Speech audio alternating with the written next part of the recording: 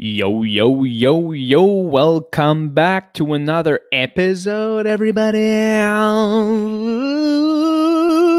Je pète un esti note. Merci énormément d'être revenu sur Tissé Serré, mesdames et messieurs. Aujourd'hui, l'épisode avec Stéphanie Arave Clocchiati. Très content de recevoir Steph. C'est une actrice. J'allais dire une actrice. Asti, j'ai de la misère avec mes mots, c'est incroyable. Quand je parle normalement dans la vie, ça va bien. Dès que j'ouvre la caméra, il y a de quoi qui se passe, puis je dis actrice. Mais non, elle n'est pas triste. Elle est très, très le fun, cette fille-là. C'est une fille qui est très, très, très de bonne humeur. Puis c'est une bonne actrice. Elle a fait plein d'affaires. Elle a joué dans Jérémy, elle a joué dans 30 vies, elle a fait un film, elle a fait une couple d'affaires. Puis on en parle beaucoup dans le podcast, vous allez voir. C'est assez le fun. Et puis, j'aimerais aussi rapidement. Cet épisode est commandité, tout le monde. Yes! Épisode commandité par Thierry Lavoie, Mr. Tire. Merci énormément, Thierry, de t'avoir abonné au Patreon. C'est super apprécié. Parce que c'est ça qui arrive quand tu t'abonnes au Patreon, que tu t'abonnes au niveau le plus haut. C'est que je te drop dans l'intro. Je te name drop dans l'intro. Donc, c'est le petit power que tu as. Et éventuellement, il va y avoir d'autres powers. Là, vous allez voir, ça va être assez le fun. Fait que si jamais vous voulez vous abonner à mon Patreon, ben, il y a une chance que je nomme ton nom, fuck. Fait qu'abonne-toi si ça te tente. Sinon, juste laisse un review. J'ai vu que 52 ou 53% des gens qui écoutent le podcast sont sur Apple, sont sur leur iPhone et ils sont sur Apple Balado. Si tu es sur Apple Balado, donne-moi 2 secondes, je vais juste t'expliquer quelque chose rapidement. Là.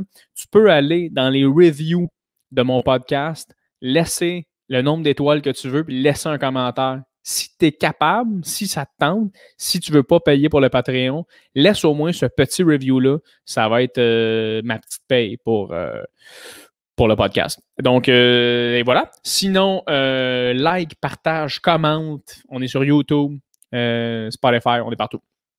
Donc, sans plus attendre, mesdames et messieurs, je vous laisse sur le podcast avec Stéphanie Arave Clocchiati.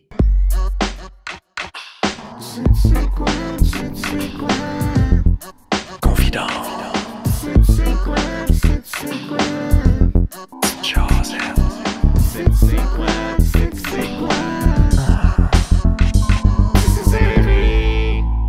Mon micro, professionnel. Ouais, c'est ça qui m'a coûté des milliers de dollars. Okay. J'espère que je t'entends bien. Non, c'est ça. Imagine, je paye autant de cash puis tu m'entends vraiment robotique. Ça serait plate pour le podcast. Oui, ça serait, oui. T'es tellement fine, Steph, de venir. Je peux-tu t'appeler Steph? Ben, excuse-moi. Tout le monde m'appelle Steph, c'est un phénomène. OK, c'est ça. J'ai l'impression que c'est un peu... Avant même de me connaître, oui. Oui, c'est vrai. Ça t'énerve-tu, toi, ou c'est-tu quelque chose qui... Non? Mais quand mes profs, tu sais, comme cours, c'est comment? Ouais. Parfait, on est déjà là. Steph, tu peux juste avancer, puis il me touche le col, je suis comme, OK. Ouais, ça, c'est un petit peu bizarre, je te dirais. Le prof, il est comme Steph, t'es comme, OK. Les gens se sentent toujours super proches de moi avant que moi, je sois prête, genre. Mais pourquoi? Je sais pas. Puis moi, j'ai l'impression que je dégage. Moi, j'ai l'impression que je suis inaccessible, tu sais. OK. Puis tout le monde est comme... c'est tellement la personne la plus facile à aller vers... ouais. J'aime que tu te considères super inaccessible, mais tout le monde est comme non, très facile d'approche. Oui, non, je suis pas assez bête. Mais c'est drôle, mais moi, c'est 100%. En fait, je suis le genre de personne qui va donner un surnom à tout le monde. Parce que, tu sais, moi, je m'appelle Jérémy. Oui. Puis j'aime pas mon nom complet. Moi, j'aime ça quand le monde m'appelle Jay. Je trouve que ça fait plus proche. Je sais pas pourquoi, j'aime pas ça, Jérémy. Mais, mettons, ça m'est arrivé récemment. Je faisais un show. Puis j'étais backstage, puis là, il y a un gars qui me dit, tu sais, qui s'appelle David et ta technique, Puis je dis, hey, merci mon Dave. Tu sais, je dis ça rapidement, puis il me regarde et il fait, David. Ah! J'étais comme, oh, excuse-moi, David. Tu sais, aucune mauvaise intention, tu sais. Mais je le demande tout le temps à cause de ce gars-là. Fait que je peux t'appeler Steph. Oui, absolument. Très cool, très cool. Est-ce que tu t'es occupé aujourd'hui? T'es correct? On a 1 heure ensemble, 1 heure et quart? Oui. Ben, j'ai un autre Zoom. Après, je me suis booké. J'ai 2 jours de congé. Là, je me suis booké 1000 Zooms. Ah ouais? Des Zooms de job ou des Zooms de... Oui, des Zooms de job, oui. C'est quoi un Zoom de job pour une actrice? Ça, c'en est un. Oui, bon point. Parfait. hier, j'avais une entrevue, voir si j'allais faire l'école de jeux caméra de Daniel Fichot. OK. Puis là, tantôt, j'ai comme une rencontre avec Dulcedo. C'est qui, ça? C'est comme une agence de top modèle, mais ils font aussi des influenceurs. Puis tu sais, moi, je suis pas influenceuse, mais je suis consciente de l'importance d'entretenir son réseau social quand tu mènes une carrière de travailleur autonome, que ce soit artiste ou influenceur. Ouais. Puis ils m'ont écrit, puis on fait comme écoute, on pense que tu as du potentiel avec ce que tu fais, mais tu sais, tu fais rien. Je suis comme effectivement! Effectivement, je ne fais rien, je ne sais pas comment faire. Help! Dans le sens que comme eux, ce qu'ils t'ont dit, c'est « Hey, t'es pas assez sur les réseaux sociaux, veux-tu qu'on t'aide? » C'est ça qu'ils t'ont dit? Ils m'ont dit comment on voit le potentiel de ton Instagram, mettons. OK. Puis on a aussi, tu sais, ils m'écrivent, ils savent à qui ils parlent, dans le sens, comme on fait pas juste des influenceurs, on a aussi tel comédien, tu sais, puis je suis comme parfait. Mais j'ai hâte de voir, hâte de voir, je le dis en toute transparence, je sais pas s'ils vont m'écouter après, mais...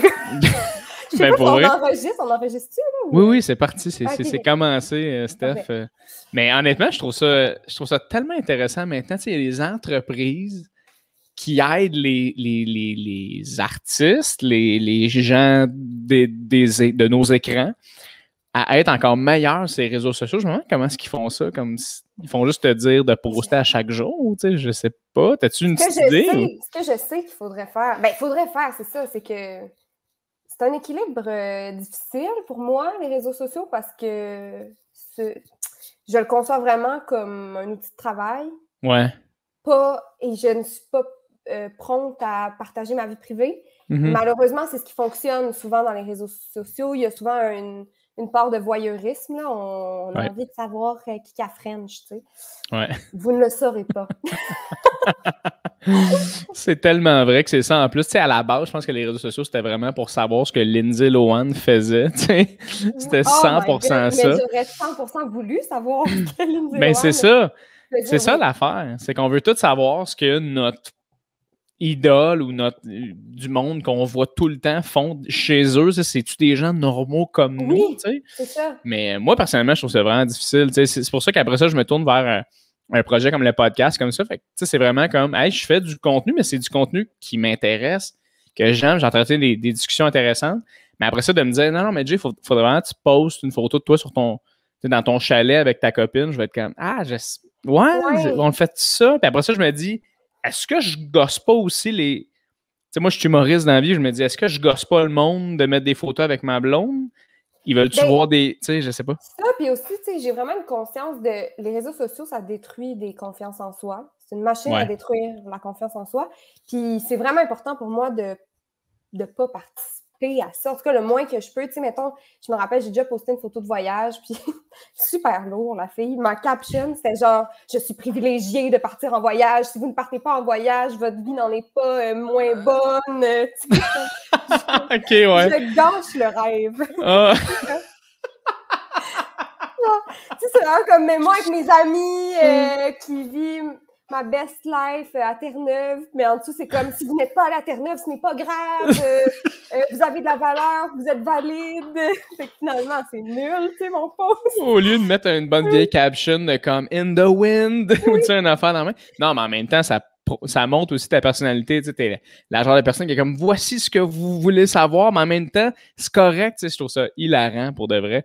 Moi, écoute, moi, sérieusement, tu t'en as parlé juste un petit peu, là, tranquillement, là, mais honnêtement, juste pour ne pas participer à ça aussi, le côté tout dépressif un peu des réseaux sociaux, là, tout le côté un peu, on se compare, en plus, vous, les femmes, c'est encore pire, j'ai l'impression, là, mais des fois, je me dis, est-ce que ça serait pas mieux de juste jamais y aller, d'essayer de vivre en parallèle, mais d'un autre côté, pour montrer que tu fais ça, puis pour justement utiliser ta tribune pour dire, hey, c'est nocif pour nous, faut que tu en parles. Il y a quelque chose de weird là-dedans. Oui, je sais pas si tu ça me fait comprends. penser à... T'as-tu vu Inside de Bo Burnham, là, qui est sorti Ouais. sur... Puis il y a comme une ligne où il dit que le monde extérieur sert juste de banque pour alimenter le vrai monde, qui est le monde virtuel. Oui. Là, tu fais comme moi, je vis sans réseaux sociaux. Je vis sans réseaux sociaux que tu le postes, là. Ouais, c'est 100% ça. 100%. Mais toi, en tant qu'actrice, mettons, tu fais beaucoup de projets présentement. Tu as été sur Jérémy, tu as fait 30 vies, tu as fait une couple d'affaires. Est-ce que tu sens réellement le besoin d'entretenir pour avoir de la job? Tu le sens-tu? Ben, tout ça, il y a une histoire. Il y a un mythe qui accompagne tout ça.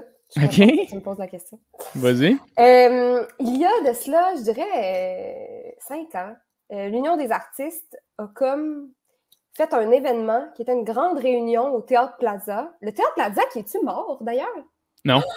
Non, okay, non. Je pensais que oui, ça avait l'air fermé. J'étais comme... Parce que... Non, parce que le restaurant, c'est comme un des meilleurs à Montréal.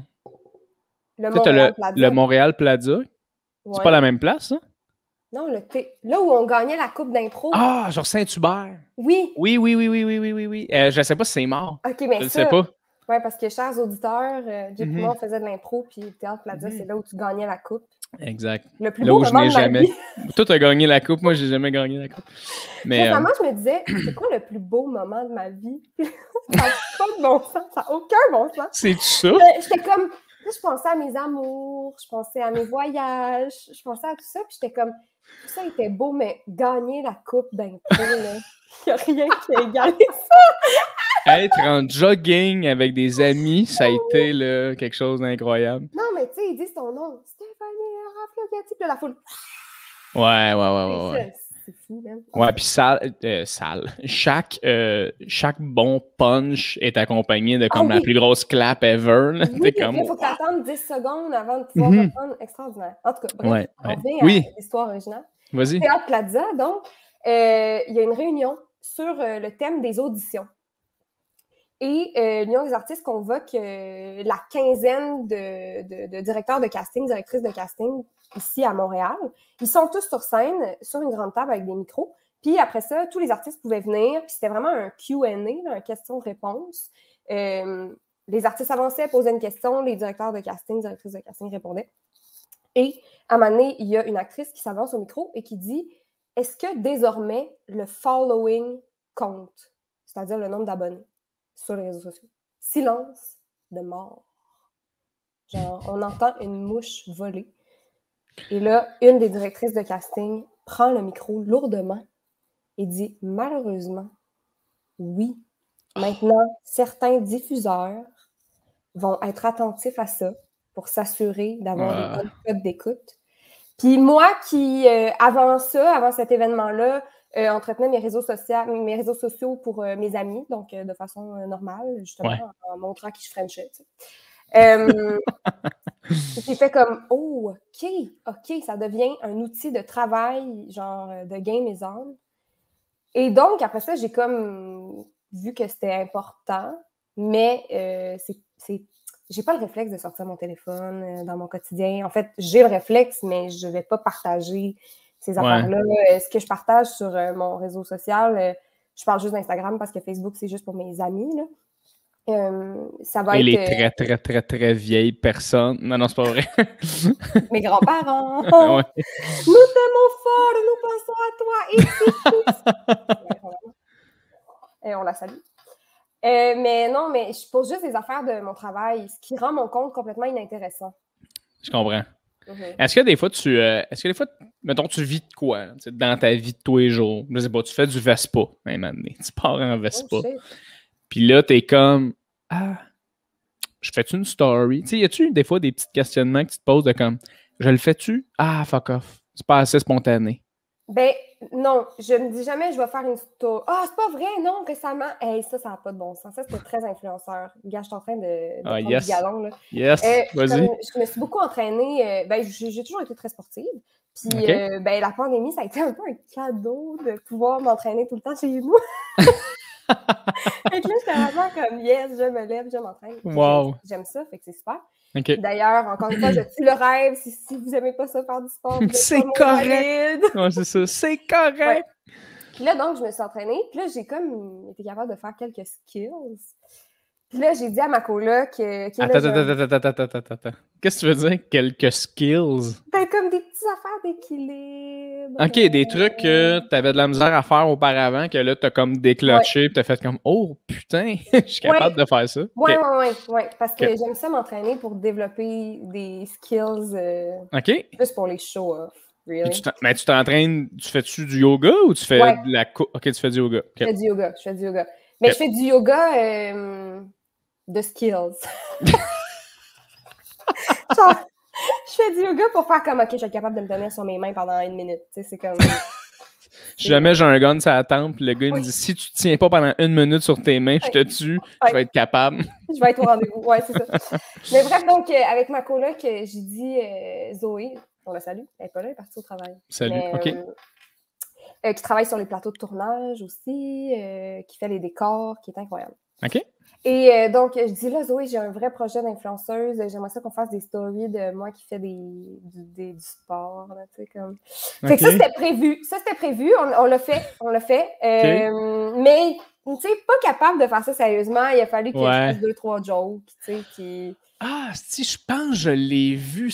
Ah oui, je l'ai vu, cette story-là, puis je me souviens, ça m'a fait rire, justement, parce que tout le long, t'étais un peu comme... non, mais en tout cas, genre, t'étais un peu en mode, genre, j'assume pas tant, mais... Exact. Oui, mais en même temps, regarder tout le monde que je suis capable de faire. Comme... oui, t'as fait une chandelle au mur, ça se peut-tu? Ouais. Là, t'as comme tombé la première... En tout cas, oui, j'ai vu. Puis on a pris plus de vidéos où j'imitais une influenceuse qui faisait du sport. Puis là, j'ai pas osé aller là. J'ai pas voulu insulter personne. Mais c'était drôle. Mais bref, donc ça, c'était un vrai projet. Mais d'habitude, non, je fais juste filmer des affaires quand ça donne, quand je trouve quelque chose d'extraordinaire. Puis après ça, je dis, ça, OK, on voit pas trop ma vie privée. OK. Ouais, tu flottes un peu. Même mes amis, j'ai de la misère, des fois. Genre, mes amis du milieu, si c'est des amis du milieu, eux, j'ai pas de misère à poster ces gens-là, les gens avec qui j'ai fait l'école de théâtre, mes amis comédiens, mes amis tech, tout ça. Parce que je me dis, ils sont déjà là-dedans, il y a déjà l'attention sur eux, ils sont protégés. Alors que mes amis du secondaire, mes amis pas du milieu, eux, j'ai bien de la misère à les poster parce que... Je vais t'avouer que je m'entends bien avec ce thinking-là. Je suis d'accord avec toi parce que moi aussi, j'ai des amis du secondaire, des jeunes de mon quartier, avec qui, quand j'étais avec eux autres, ultimement, ils pensent jamais à ça. Ces autres, ça fait tellement pas partie de leur quotidien. Ces autres, ils postent 1 fois aux 4 ans, puis c'est comme, faudrait, tu sais, ils s'en foutent. Fait qu'à chaque fois que je fais comme une genre de story, j'ai comme rapidement un regard de... Oui, tu fais quoi? Tu fais une story. OK, il fait une story. Fait que, tu sais, on dirait qu'à chaque fois, je me sens mal de le faire. Fait que t'as raison. Tandis qu'avec mes amis humoristes, tout le monde est comme, hey, OK, on fait quelque chose de drôle, on fait, tu sais. Fait que, je me sens aussi comme toi là-dessus. J'aime ça quand, tu sais, quand on fait des sketchs, mettons, si tu dis, on fait ce sketch-là là, pour la story, ça va être drôle. Ça, j'ai moins de misère que vraiment là, filmer mon quotidien de juste. Je suis en train de bruncher avec mes amis. C'est comme ça.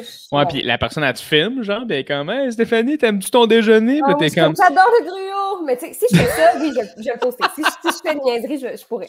Ça me ferait rire, hein, Marc, là. Ben, comme, faudrait que je...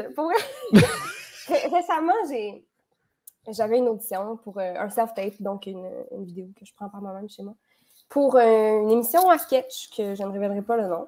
Okay. Je sais pas du tout où ils en sont dans leur casting, mais j'ai tellement eu de fun à faire des niaiseries. Là. Puis c'est rare d'habitude, tu sais, d'habitude j'auditionne pour des affaires assez dramatiques, ce qui est vraiment incroyable. Mais là, j'ai vraiment le goût de faire des sketchs et des jokes. Ouais.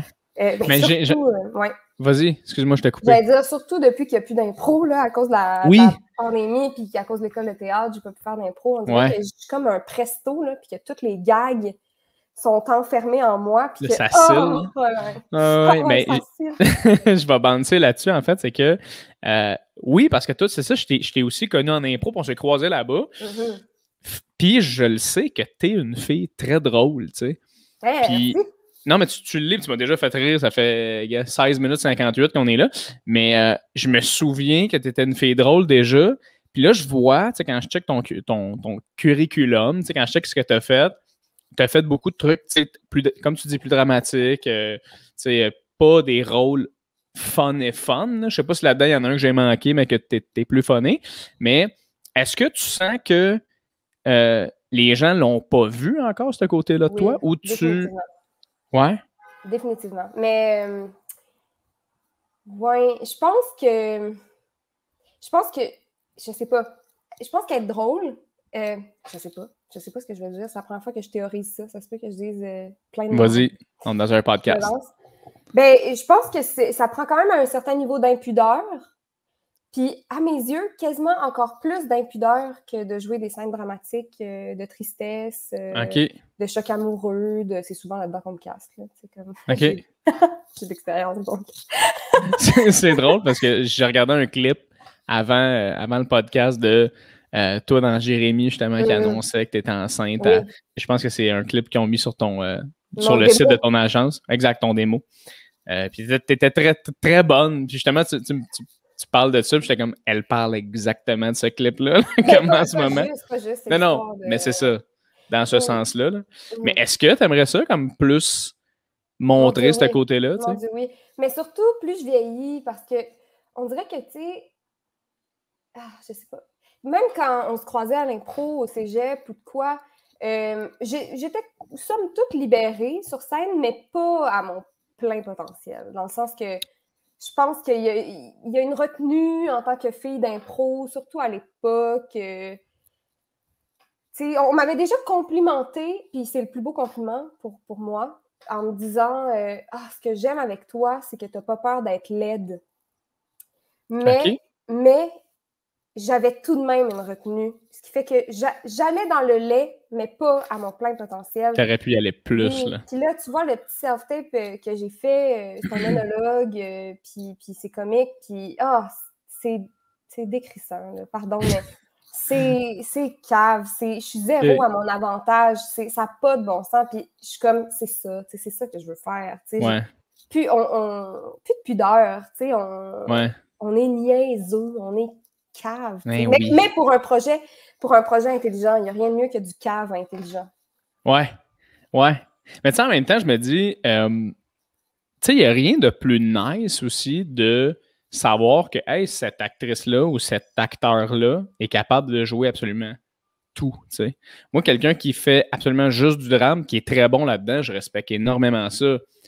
Mais il y a quelque chose qui vient encore plus me faire rire. Quelqu'un qui est bon dramatiquement et qui fait un rôle cave, tu sais. Oui, j'ai pas d'exemple. Des fois, c'est juste qu'en tant que comédien, si tu n'écris pas toi-même, des fois, ta carrière est un peu entre les mains d'autres. Ouais. Et je pense qu'il y a des gens immensément drôles qui n'ont jamais eu l'opportunité de jouer des comédies, puis il y a des gens qui jouent juste des comédies puis qui seraient d'excellents comédiens dramatiques, tu sais, mais... Ouais. On dirait qu'on t'a vu dans ça, donc on a le réflexe de t'appeler dans ça en audition, puis ça prend beaucoup d'imagination de la part des directeurs de casting, des réalisateurs pour te bouger de ton casting ou de ce qu'ils t'ont déjà vu faire. Puis si toi, tu le montres pas en plus par toi-même, des fois, ça peut ne jamais arriver. C'est pour ça que... tu sais, comme on dirait la pandémie le soulevé, on devient tout un peu des hommes et des femmes orchestres. Là. Il faut qu'on fasse un peu tout par nous-mêmes. Ouais. Tu t'es créé un podcast. J'écris, plein de gens écrivent. Tu t'écris des séries, tu écris des plus romans. Qu'est-ce que tu écris? J'écris 3 trucs, dont 2 trucs. Il y en a un qui est pas mal fini. Il y en a un qui commence, puis il y en a un qui est juste dans ma tête, mais qui demande juste à ce qu'il soit couché sur le papier. J'ai écrit, là, il y a une pièce de Shakespeare. C'est du gros théâtre de répertoire. Je l'ai ici. Je vais faire un Vas-y, montre-moi. Ça, c'est la Pléiade. C'est l'édition originale. Une page en anglais, une page en français. Puis, il y a plein de pièces dedans. Puis, dedans, il y a Henri VI. Puis, Henri VI, c'est House of Cards. Avez-vous vu House of Cards? Moi, personnellement, j'ai pas vu House of Cards. Mais je me fais beaucoup recommander, par contre. C'est de la stratégie politique. C'est des gros dégueulasses, pourris, corrompus, qui complotent tous les uns dans le dos des autres pour tuer tout le monde. J'adore ça. Puis, j'adore ça. Puis on l'a joué à l'école en pièces de finissant. Ça durait 5 heures. Le show original, c'est 3 pièces. Ça peut être 8 heures. Eh, shit. Mais moi, je me disais, c'est trop long. C'est trop long. Je vais le faire en 2 heures. Fait que je me suis donné ce défi-là. Fait que j'ai juste fait un remontage. C'est les mots de Shakespeare, c'est pas les miens. Mais j'ai fait un remontage. Puis là, j'ai fini ça avant hier. Puis ça m'a pris 450 000 ans. Mais c'est quand même un gros défi que tu t'es donné parce que on s'entend que tu n'as pas pris la plume de n'importe qui quand même pour jouer avec, celle de Shakespeare. Mais vu qu'on l'a joué, le spectacle, nous, je possède ce show dans le sens où je le connais tellement bien, je connais pas juste le rôle que j'ai interprété, je connais toutes les répliques. Donc, c'était déjà très clair dans ma tête, genre, qu'est-ce qu'on s'en compte? Puis, qu'est-ce qu'on veut savoir plus? Quel personnage on veut plus suivre, tout. Ah, c'est intéressant, ça. Ouais. Puis là, il reste juste à... En tout cas, j'ai proposé à une amie de le mettre ensemble. En tout cas, tu sais, là, ça va tomber dans l'univers. À des théâtres, tout ça. J'écris une série télé. Mais là, j'ai un épisode 1 que cette fois-là, j'ai écrit en 2 jours. C'était tellement clair. J'ai écrit ça, puis j'ai la moitié d'un épisode 2. Mais après ça, vu que j'ai plongé dans mon Shakespeare, j'ai arrêté. Mais là, vu que j'ai fini avant hier, il faudrait que je recommence la série. Mais là, la série, c'est mes mots, donc c'est plus vertigineux. Ouais, c'est plus difficile, j'ai l'impression. Tu pars de 0-0. Tu n'as pas de base, là, ultimement. Là. C'est ça, c'est moi qui est responsable de l'histoire. Oui. Mais toi, justement, quand tu as sorti ton gros livre, j'ai vu que. Tu sais, toi, je pense toi, tu as un bac en histoire et en sciences politiques, mais je me trompe-tu? Oui. Wow. OK. Je sais pas où tu as trouvé cette information, mais. Moi non plus, je le sais. I know it. Non, mais, fait que toi, mettons, est-ce que tu es souvent dans cette espèce d'univers-là un peu plus historique, politique? Tu me parles de House of Cards, c'est exactement ça. Ouais, j'aime ça. T'as dû écouter The Crown? Ça doit être... là, j'ai-tu écouté The Crown? Crime! Ça habite mon imaginaire à tous les jours. Je vis pour les yeux et les oreilles de Josh O'Connor. Oh, wow! C'est hilarant. Savais-tu que c'est quoi son nom? Le chum à... Fuck, le prince, c'est quoi son nom? L'acteur ou le... Non, le vrai. Harry, c'est ça? Ah, OK, oui, ça dépend. Il y a plusieurs... Mais lui, d'aujourd'hui, mettons. Oui, qui sort, qui est aux États-Unis. C'est ça, exact. Mais lui, ça a l'air que, tu sais, il a vu comme quelques épisodes de Crown, puis il disait que c'était pas mal comme ça que ça se passait. Fait que c'est quand même intense. Mais bref, pour continuer ma question, c'était est-ce que, mettons, là, tu t'écris une série par toi-même, tu pars de zéro, t'es-tu dans cette thématique-là aussi un peu, ou t'es pas du tout? Non, c'est plus... j'ai envie de faire attention en disant ce mot-là, mais autobiographique, dans le sens que je pars un peu de toutes les affaires pas de bon sens qui me sont arrivées dans ma vie. OK. Là, j'adore. Fait que là, l'épisode 1, c'était facile. Là, j'avais tellement de stock. T'as tout mis là. J'étais comme, c'est ça qui se passe. Tu sais. Puis, en fait, nice. En fait, cette série-là est partie de quand j'étais en 2e année à l'école de théâtre. Il y a un spectacle qui s'appelle le show d'écriture. Puis, c'est les 10 interprètes, donc les 10 acteurs qui ne sont pas dans le programme d'écriture, parce qu'il y en a aussi un, qui font un show, puis chacun écrit une très longue scène ou une très petite pièce, c'est-à-dire un 10 minutes. OK. Puis, le show, c'est ça. On fait les 10 minutes back-à-back. Puis, tu écris le tien et tu le mets en scène. Tu ne joues pas dedans. Puis, tu joues dans ceux des autres. Et c'est vraiment, ça a été magique ce qui s'est passé avec ma classe parce qu'on est vraiment beaucoup on ne savait pas qu'on savait écrire.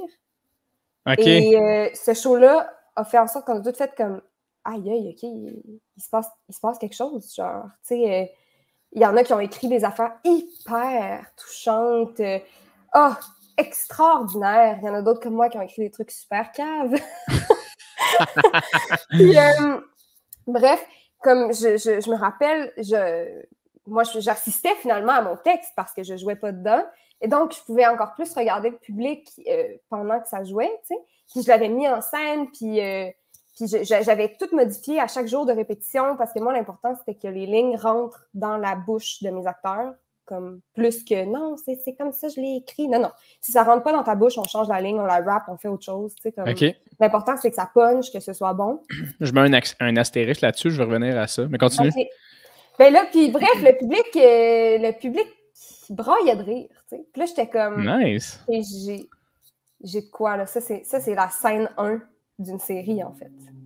Okay. Et c'est ça que c'est devenu. Cette affaire-là, je l'ai modifiée parce que, tu sais, dans la scène 1 des deux personnages avouait son amour à l'autre. Là, on peut pas faire ça dans la scène 1 d'une série. C'est un peu le punch. Là. Fait que... OK. Pourquoi pas? Ben, parce que, non, c'est ça. Il faut que ces deux-là, ces deux personnages-là... Il faut qu'il y ait de la tension. Il faut que ça soit... que ça n'a pas de bon sens, que ce soit compliqué pour rien. OK, je comprends ce que ça veut dire. Fait que c'est ça. Fait que c'est ça, c'est devenu ma scène 1. Qui est une scène hyper solide, la plus solide de ce que j'ai écrit, parce qu'on l'a tellement travaillé, je me suis fait coacher par la directrice d'écriture à l'école. Fait que, tu sais, cette scène-là est vraiment solide. Après, le reste, là, je suis partie sur mon histoire, mais ma coloc m'aide. Ma coloc, elle a tellement consommé d'art dans sa vie que son œil critique est exceptionnel. Puis, ce qui s'est passé, c'est ça, c'est que j'ai écrit d'une shot, épisode 1, moitié de l'épisode 2. Puis là, me viennent encore plein de scènes pas de bon sens de ma vie que je vais écrire, mais j'ai besoin de prendre distance avec moi-même. Je ne veux pas que ce soit moi. Je ne veux pas que ce soit moi.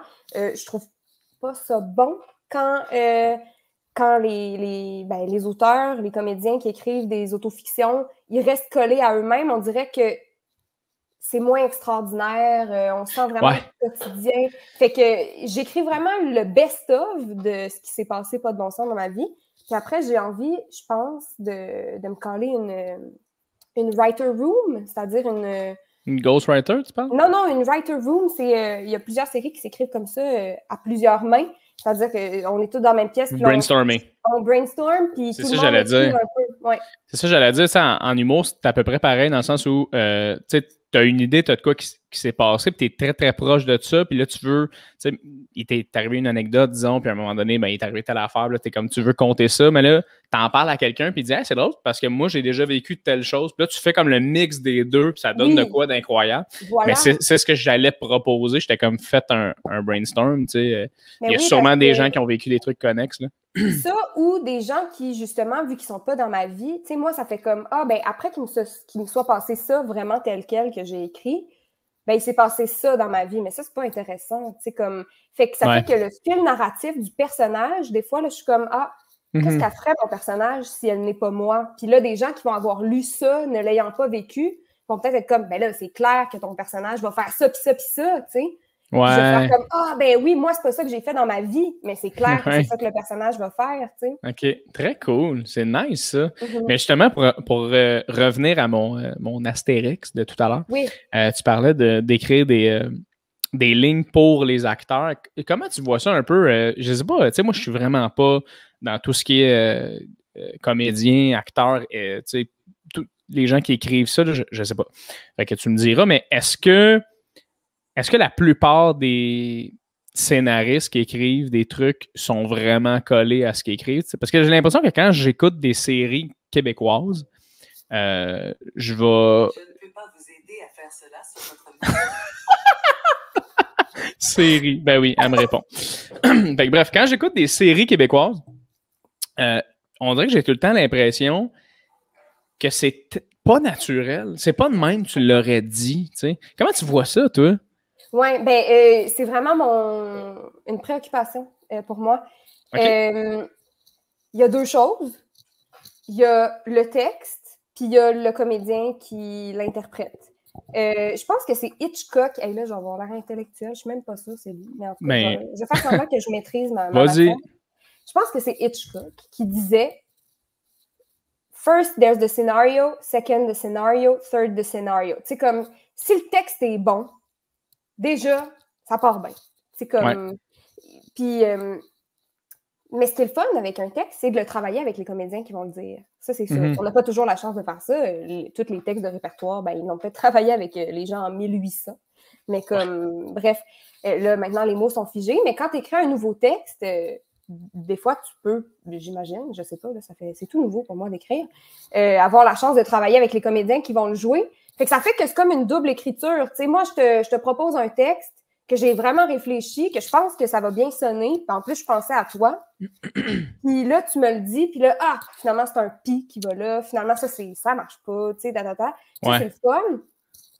Mais généralement, dans les séries québécoises, ils font pas ça, je pense. Ouais. C'est pas de mon expérience qu'ils font ça. Ce qui fait que devant un texte, c'est ça.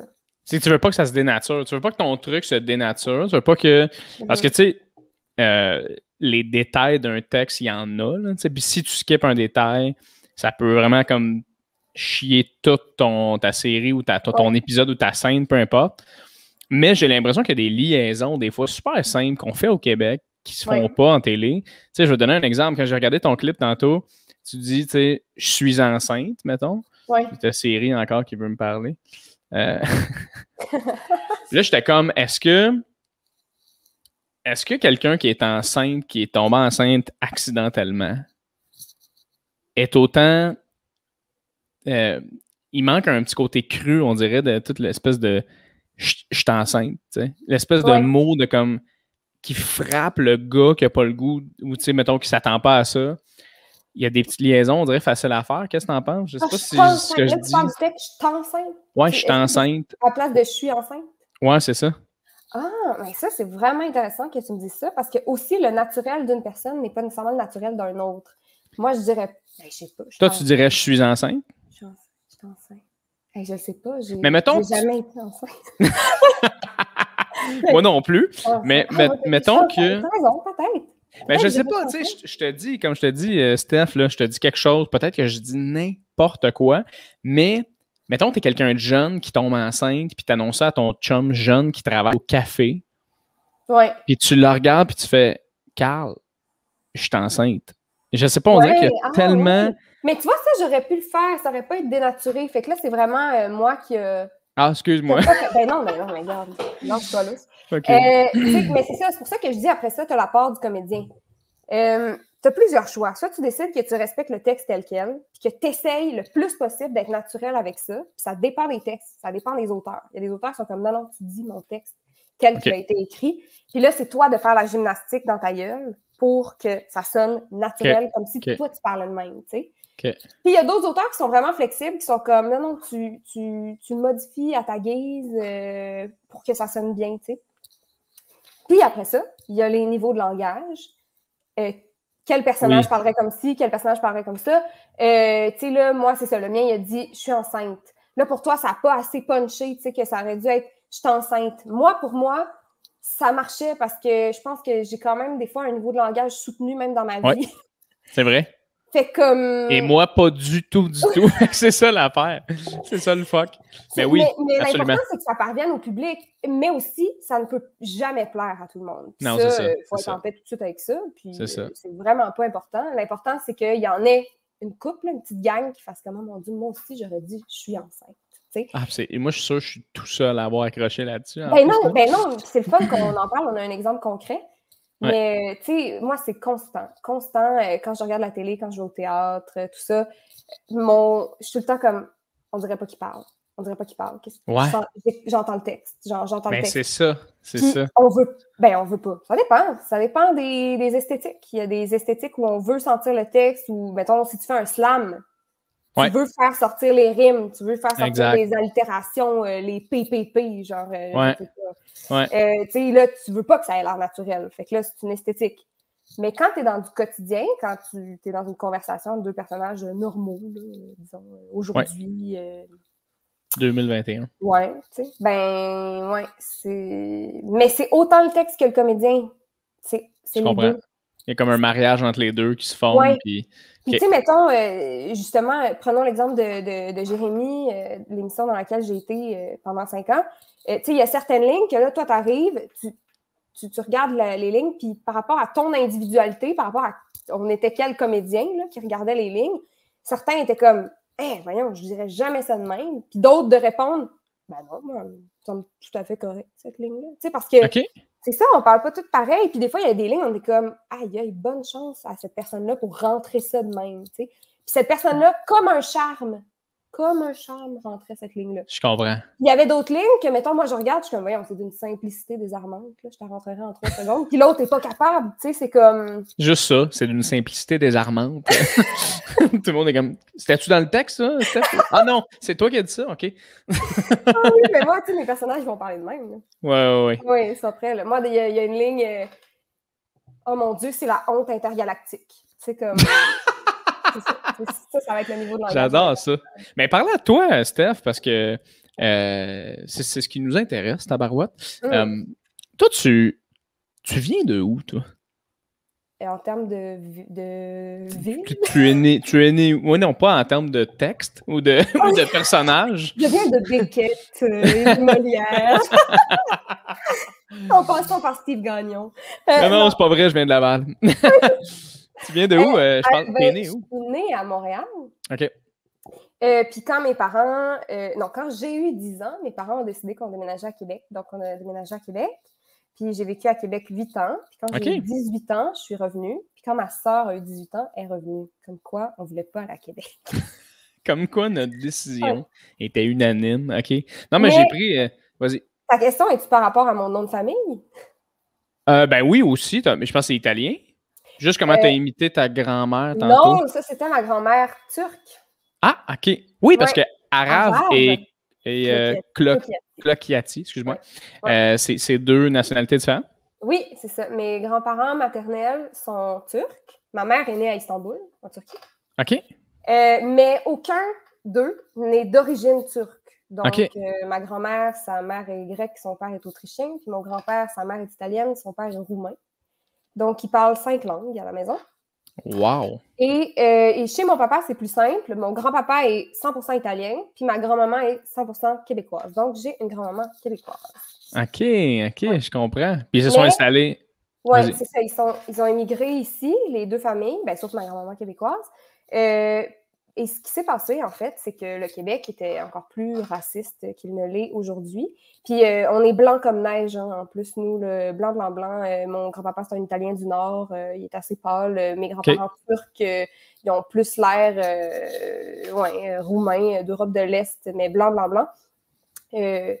Mais les noms de famille, ça passait pas. Ça passait pas au Québec. Mon père était à Québec, ma mère à Repentigny, puis il n'y avait pas beaucoup d'immigration dans les années 60, je sais pas, en tout cas. Fait que mes parents étaient super rejets, c'est vraiment triste.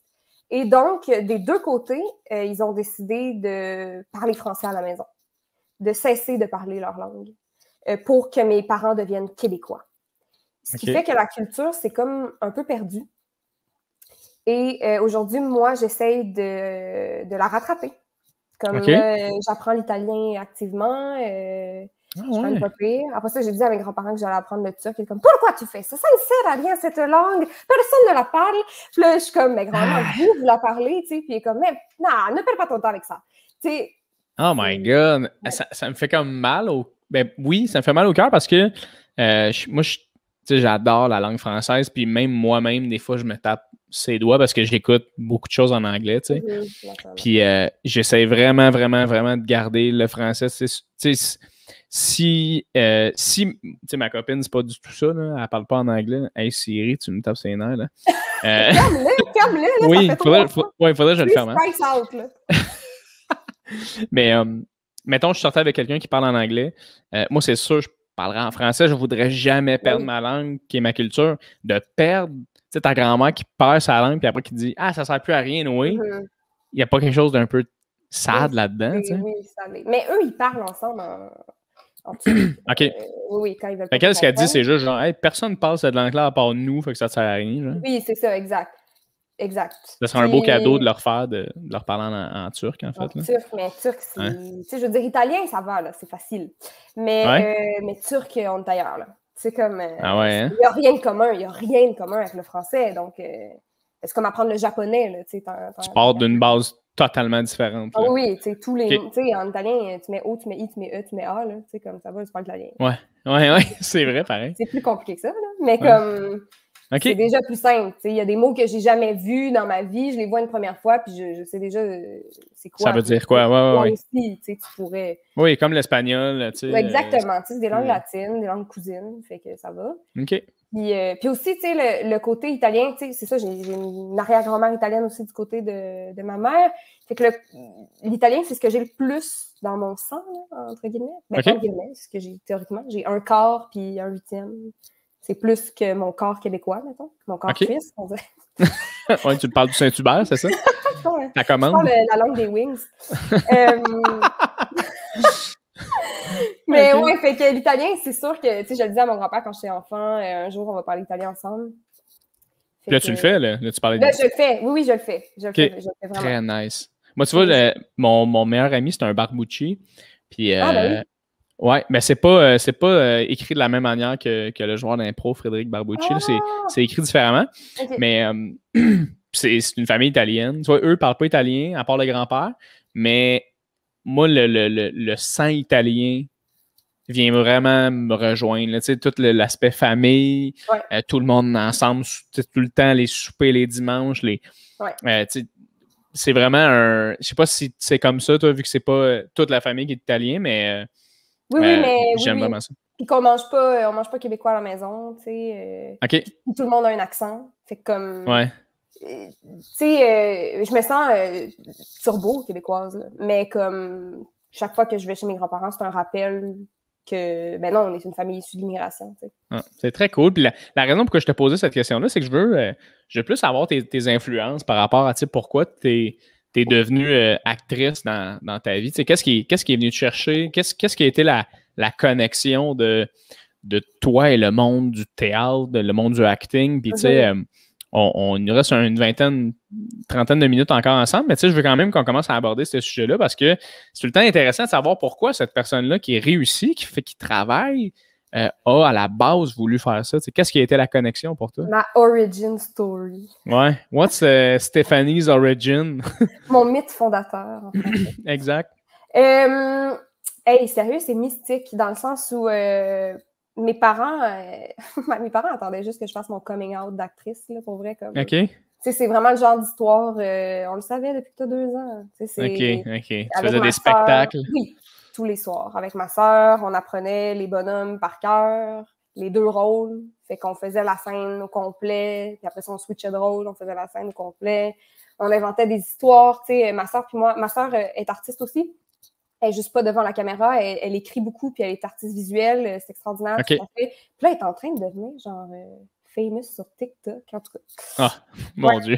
Oui, Gen Z. OK. Oui, donc, ma soeur puis moi, tu sais, c'est l'histoire des balades à la plage dans le Maine avec mes parents, puis eux, ils marchent comme des escargots en arrière, puis nous, on est juste en train de brainstormer sur des histoires ou de se faire le résumé complet de Twilight, alors que tous les deux, on l'a vu, mais c'est vraiment, qui raconte-moi Twilight, fait que là, je suis là, Édouard arrive, avec son regard, tu sais, là, c'est vraiment, tu sais, c'était ça.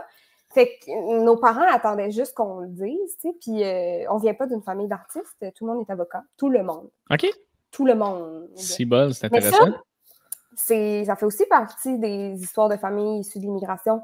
On a la première vague qui arrive au pays, qui a tout sacrifié, qui venait de familles plus aisées généralement ou de familles pauvres aussi, mais s'ils arrivent de familles plus aisées, ils arrivent ici, leurs diplômes ne sont pas reconnus, ils doivent se réorienter, ils perdent tout, ils deviennent classe moyenne pauvre ou pauvre. Donc, la deuxième génération, les enfants n'ont pas le choix de devenir avocat, médecin, ingénieur ou tout ça, donc de devenir riches. Et une fois que cette deuxième génération-là a réussi, leurs enfants, la troisième génération, n'ont pas la pression de l'argent, donc deviennent des artistes. C'est tellement ça. C'est tellement ça. Même moi, ça a été ça, personnellement. Là. Mes parents viennent d'un milieu pauvre, plus mon père que ma mère. Mais c'est ça, mon père, milieu très pauvre. Là. Le père de mon père est alcoolique, puis sa mère peu présente. Fait que, tu sais, mon père, c'est vraiment démené, il est rendu comme directeur de police. Il a tout fait par lui-même. Puis là, t'as moi qui est comme, je vais suivre mes rêves! C'est exactement ça. C'est exactement ça. Fait que peut-être que c'est pas un addon qu'on est artiste, en tout cas. Fait que, bref, c'est ça. Puis là, arrive mon secondaire 5. Je joue, il y a une pièce à l'école. Puis mon école était bonne en parascolaire, en théâtre. OK. T'es allé à quelle école? À Saint-Charles-Garnier, à Québec. OK. C'était une bonne école de théâtre. J'étais pas encore parti. J'étais pas partie, non, c'est ça. J'étais encore à Québec. Puis là, je joue Anne Frank dans le journal d'Anne Frank. Gros rôle, je suis en secondaire 5. Puis ça va de soi, tu sais, les secondaires 5 ont toujours les meilleurs rôles. Les secondaires 3 sont genre figurants. J'étais passée par la figuration, je suis devenue rôle-titre. C'était mon time to shine. Puis je vous brûle le punch pour tous ceux qui n'ont pas lu le journal d'Anne Frank, elle meurt. Ah, tap! Ouais. Impossible. Fait que, bref, elle meurt à la fin, puis là, donc, je m'effondre au sol, tu sais, je meurs. Puis là, je me rappelle ma joue qui était tempée sur la scène, ma larme qui coule, puis de me dire, c'est ça que je vais faire dans la vie. Oh, wow! Je vais mourir tous les soirs. Puis tu repenses-tu à ce plancher-là, une fois de temps en temps? Ce plancher froid qui t'a rappelé d'où tu viens? Mais c'est malade, hein? On a tous des petits moments dans notre tête où ça a comme déclenché. C'est cool. Puis, tu sais, je me rappelle, j'ai dit à mes parents, puis, tu sais, c'est ça, je viens d'une famille bourgeoise d'avocats, tu sais. Puis, je dis, ouais, je vais être actrice, la gang. Puis, mes parents, ils font, bon! On va l'inscrire dans une agence. Ah ouais, t'étais 16 ans, ça t'a pris tout ce temps-là? C'était vraiment comme, tu sais. Puis quand j'ai décidé de faire un bac en histoire, parce que j'étais lucide, je me disais, c'est un métier difficile, il me faut un sideline, il me faut un plan B. Je vais étudier en histoire, qui est un choix tout aussi risky. Mais bon, je me rappelle, je dis à mon père, ouais, papa, je vais faire un bac en histoire, ça va être ça mon sideline. Puis mon père fait, en histoire? En histoire? Voyons! Personne ne travaille en histoire. Je suis comme, papa, je suis actrice, personne ne travaille comme actrice. Mais oui, toi, tu vas travailler. Voyons. Toi, t'es actrice. Les autres, ils ne sont peut-être pas, là, mais toi qui l'es. Oh, wow! Puis là, c'est comme, mais histoire, voyons. Tu sais, c'est le monde à l'envers, tu sais. La fille, c'est elle va faire des hilarant. études universitaires, ça, c'est pas acceptable. Mais faire des sketchs en jogging, ça, sois sérieuse. Là. Plan A. Là, wow! Oui. Ouais. Ah, c'est hilarant, ça. Ça me fait rire parce que ça me fait penser à une anecdote que les gens du podcast connaissent, parce que je l'ai déjà conté. Mais mon frère, quand il a fait son coming out vers 16-17 ans, il fait son coming out comme quoi il est homosexuel, Tout le monde est content. Mon père arrive un peu comme après, il était ailleurs dans le salon. Il arrive, puis mon père, comment, qu'est-ce qu'il y a? Puis ma mère, comme, tu sais, Guillaume, il y a quelque chose à dire, c'est super le fun, on est content, blablabla. Il fait son coming out à mon père. Mon père de faire genre, ah, yes! On est comme, yes! Il dit, ah non, il dit, je suis content. J'étais sûr que ce que tu voulais nous dire, c'est que tu voulais rentrer au cégep en cinéma. Ça nous a tellement fait rire. Ça m'a fait penser à ça. Wow. Mais bref. Mais j'ai un ami qui m'a fait son coming out aussi au secondaire. Mais l'année d'avant, il m'avait dit qu'il tripait sur moi. Puis je me rappelle, on est chez lui, à sa piscine. Puis il dit, Steph, j'ai de quoi à te dire. Puis je suis comme, il va me dire qu'il trippe encore sur moi. Je suis comme, je suis pas dans. Il est encore en amour. Ben ouais, je suis comme, OK, let's go, on va en parler. T'sais. Puis là, je suis vraiment genre renfrognée, là, pas nice, là. Puis comme, qui donne pas le goût de parler puis de s'ouvrir. Je suis vraiment comme, bon, vas-y, crache le morceau, là, dis-le moi. Puis il fait, ouais, Steph, je suis gay. Je fais, hein? Ouais, je suis gay. Ben voyons, c'est extraordinaire! C'est comme, OK. Ben fait que tu tripes plus sur moi. J'ai jamais trippé sur toi. T'es juste une bonne amie. Ah, that's it. Yes. Ah, très nice. Fait que finalement, c'est ça. Fait que là t'arrives en soirée 5, tu fais cette pièce-là, tu tripes, t'as la face collée sur le plancher, t'es contente. Après, s'en suit l'école de théâtre, s'en est suivi quoi? L'agence? What's happened? Quel sapin? Mon père qui dit ça. C'est mon père qui dit ça. Vas-y, ça me fait rire de dire ça. Oh, quel sapin. Après ça, mes parents m'inscrivent dans une agence. Puis là, ça marche pas très bien parce que je suis à Québec, puis c'est difficile. Il faut que je monte. Faut que mes parents me montent à Montréal pour une audition. Fait que mon agente ne croit pas vraiment en moi parce que je suis pas très disponible. T'sais. Puis là, il y a un gars de mon secondaire, David Noël, mon meilleur ami, qui fait 30 vies. Et là, je fais comme, oh shit, c'est possible. Je connais ce gars-là. Puis là, il est à TV. Donc, moi aussi. Puis là, je suis arrivée, puis j'ai dit à mon agence de l'époque, j'ai dit, bon, moi, j'ai 30 vies, où je m'en vais. Puis comme, mais j'étais comme, si j'ai pas le rôle, c'est pas grave, ça m'appartient. Mais j'ai l'audition. Tu me donnes l'audition de 30 vies, où je m'en vais. Après ça, moi, on verra si je l'ai ou pas. Fait que ça a marché, fait que j'ai fait 30 vies. Puis, ouais. Puis là, après ça, j'ai auditionné pour les écoles de théâtre parce que c'est comme un peu le parcours. Ben non, il n'y a pas vraiment de parcours classique finalement, mais C'est un des parcours possibles. Mais quand tu sors de l'école, tu vas encore étudier, puis tu te demandes où tu vas, tu veux, le cégep, on s'entend que c'est pas nécessairement... Ça coche, là. Fait que une école de théâtre, c'est comme parfait, là. Oui, c'est pour quelqu'un qui n'a pas été enfant acteur, mettons, tu sais. Oui. Fait que, mettons, mais là, j'avais fait 30 vies, mais je suis comme, parfait, là, c'est le temps que j'auditionne pour les écoles. Fait que j'auditionne. Puis je suis prise. Mais j'ai Jérémy. J'ai appris que j'avais Jérémy juste avant le stage d'entrée de l'école. OK, puis là, c'est l'École nationale de théâtre ou c'est... OK. Oui, c'est ça. L'École nationale de théâtre. Puis qu'est-ce qui se passe dans ce temps-là? Ben là, moi, j'étais allée au stage, puis j'étais tellement relax. Parce que j'étais comme...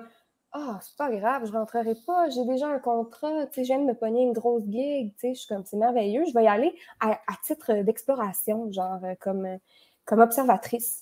Ben finalement, tu sais, c'est ça qui pogne, des gens détendus, qui s'amusent, tu sais. Oh my God. C'est sûr que ça a marché. Ben oui. T'as kill l'audition. Ben oui, j'étais pas du tout stressée. Ben, je veux dire, j'étais stressée comme quelqu'un qui a le trac avant de rentrer sur scène, mais j'étais pas genre, oh mon Dieu, je dois rentrer. Non, tu sais, il n'y avait pas d'enjeu pour moi. Fait que c'est sûr que c'est charismatique, quelqu'un qui n'a pas d'enjeu, là. Fait que comme... Bref, fait que là, je t'ai acceptée. Là, je suis comme, merde, je suis dans merde. Puis, puis là, ben, l'école voulait pas que je tourne, puis le tournage voulait pas que j'aille à l'école. Fait que il fallait que je fasse un choix. Fait que j'ai choisi le tournage, puis j'ai dit à l'école, mais c'est super important pour moi de passer par une école. Est-ce que je suis sur la blacklist? Ils sont comme, pas du tout, mais tu n'auras pas de traitement de faveur. Tu vas réauditionner comme tout le monde quand tu vas revenir. Puis j'ai fait, ben c'est parfait, je ne demande pas mieux. Puis c'est ce que j'ai fait. 3 ans plus tard, j'ai réauditionné, puis j'ai été réacceptée. Puis là, je l'ai fait. Là, je me suis mariée à l'école. Là. Je l'avais déjà trahi une première fois. Fait que quand j'ai été acceptée, j'ai fait comme non, là, je vais être là, je me donne mon 100%. Ça va être 3 ans, je prends un break sur ma carrière. C'est un pari, hein, faire ça. Tu t'en vas 3 ans en dehors du marché du travail, après tu sors, tu sais pas ce qui peut t'arriver, tout peut t'arriver. Mais non, 100%. C'est là que j'en suis là.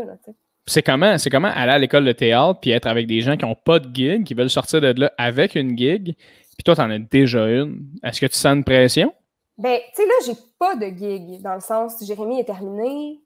OK, t'es rentré après Jérémy, toi, dans le fond. C'est-à-dire qu'à ce moment-là, Jérémy tournait juste l'été, il n'y avait plus de conflit avec l'école. Fait que entre la première année, deuxième année, j'ai fait la dernière saison de Jérémy.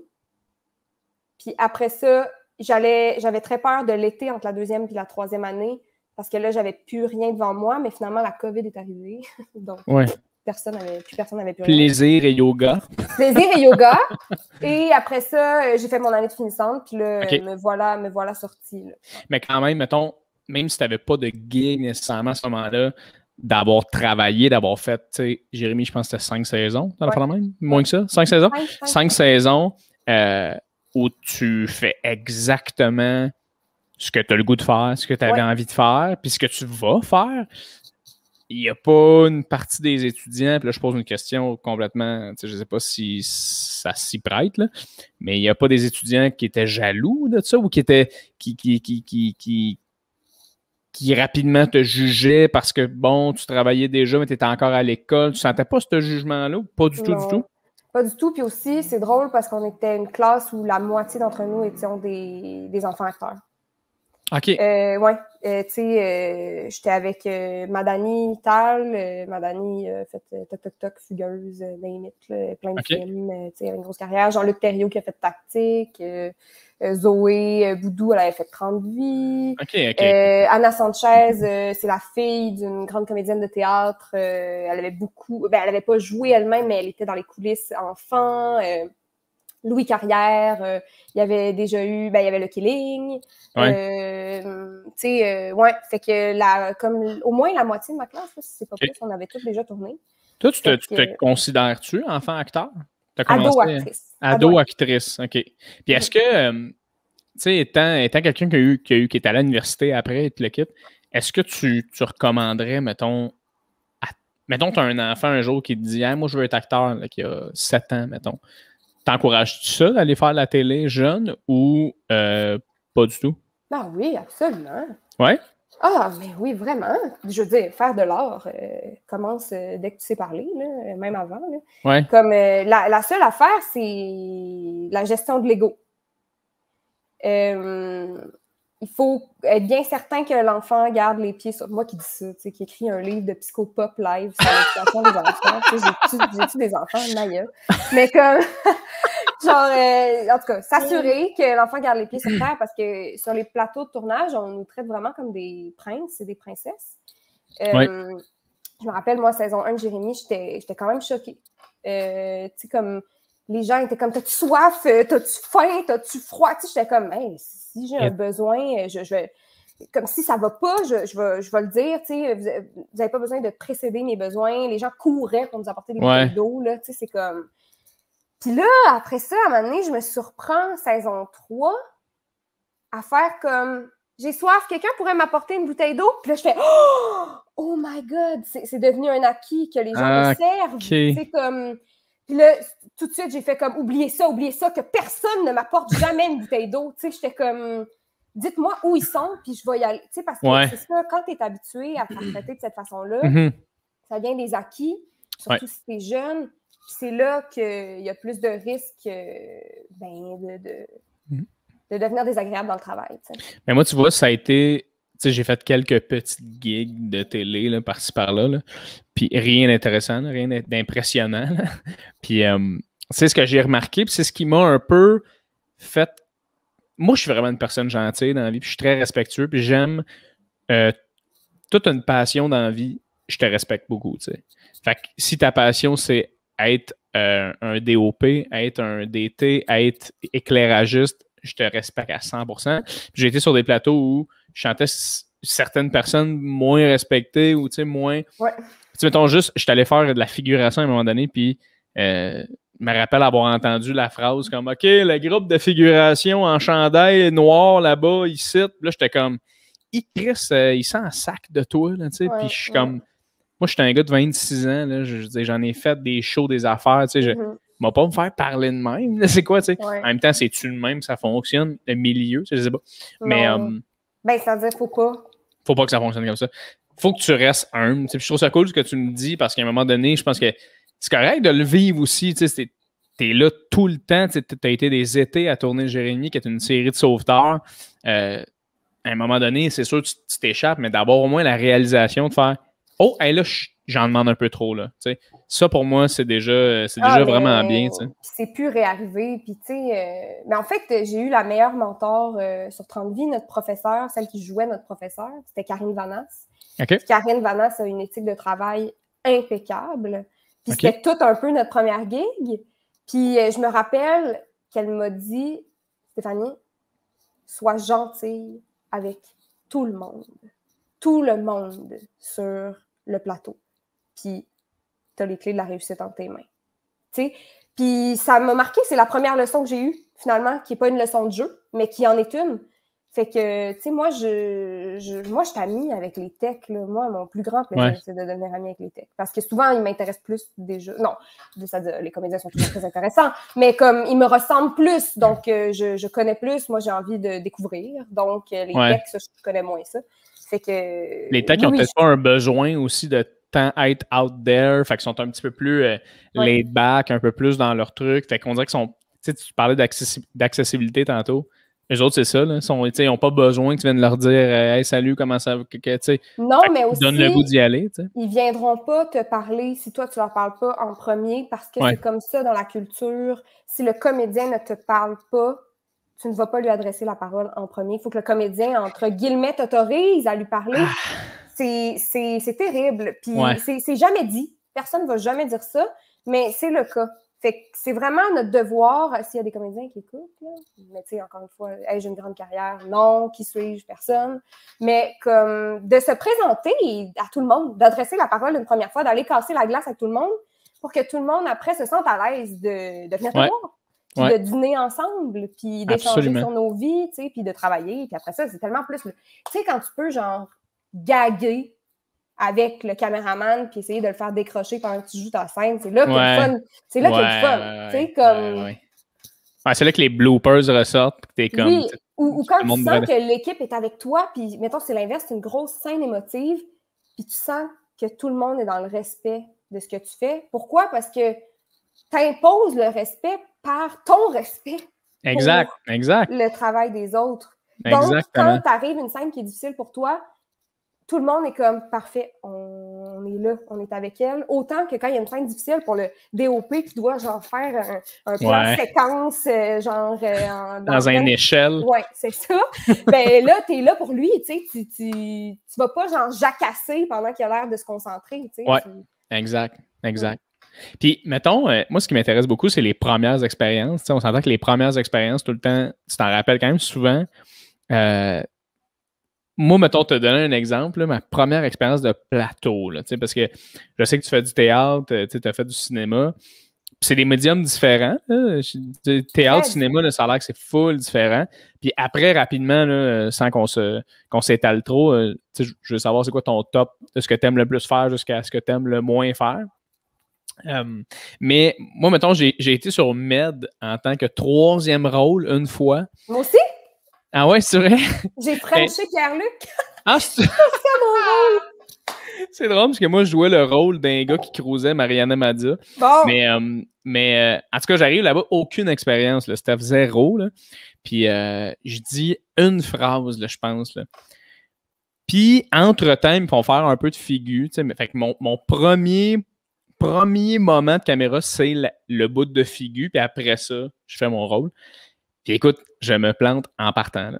Comme ça part, c'est comme, OK, le figurant là, juste quand on va dire action, marche ici, va-t'en là-bas, OK, va sur un casier là-bas. Je suis comme, ah, parfait. Puis moi, je connais Pierre-Luc, on a habité ensemble. Fait que là, je parle un peu avec Pierre-Luc, puis à un moment donné, ça fait comme, OK, action. Puis je regarde la scène en mode spectateur, puis je fais juste rien. Je fais rien. Puis là, tu juste, OK, il nous manque un figurant à couper. Puis là, t'as juste Pierre-Luc qui est comme, hey, ça.